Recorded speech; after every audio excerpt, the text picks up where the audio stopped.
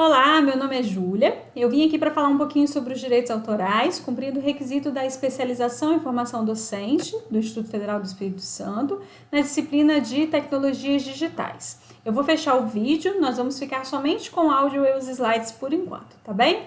O nosso grupo ele é composto por mim, eu, Júlia, Liliane e Maria Cláudia. Vamos começar falando um pouquinho sobre o que são os direitos autorais. Os direitos autorais, eles são os direitos que todo criador de uma obra intelectual tem sobre a sua criação. Esse direito, ele é exclusivo do autor, de acordo com o artigo 5º da Constituição Federal. Como é que surgiu os direitos autorais? Os direitos autorais já começaram a surgir na civilização grega e romana. Nessa época já existiam as pessoas que faziam plágio, mas essas pessoas não eram vistas com bons olhos, mas, entretanto, não havia uma legislação aplicável quando isso ocorria. Bom, e aí, na Idade Média, começou a se falar de pirataria. Porém, não existia uma lei que cuidava disso. Bom, e aí, os primeiros documentos que começaram a falar sobre a legislação dos direitos autorais foram o Statute of Anne, em 1710, que concedia aos editores o direito de cópia de uma determinada obra por um prazo de 21 anos. Depois surgiu o decreto-lei, que foi surgido após a Revolução Francesa, que abrangia os direitos dos autores de obras literárias, músicas e artes plásticas, abordando pintura e desenho. Bom, e aí depois surgiu a Convenção de Berna, em 1886, que fazia referência para leis de direitos autorais como a lei brasileira. E aí, essa Convenção de Berna, ela foi realizada reunindo diversos países em Berna, na Suíça, e aí começou então a surgir essa lei, essas normas de direito material e foram reguladas. Bom, e aí, logo após isso, a gente começa a ver surgir a história dos direitos autorais no Brasil. Como que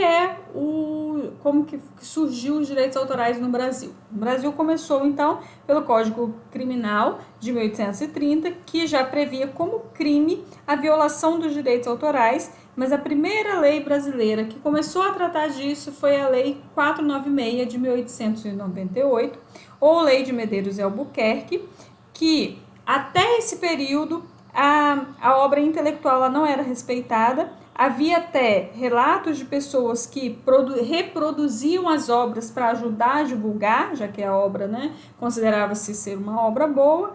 Bom, e aí em 1988 surgiu a Constituição Federal, e a Constituição Federal ela prevê os direitos autorais, esses direitos são constitucionalmente previstos, e isso é muito importante, porque em alguns casos a lei de direitos autorais não é suficiente, e aí, então precisa ser respaldado pela Constituição.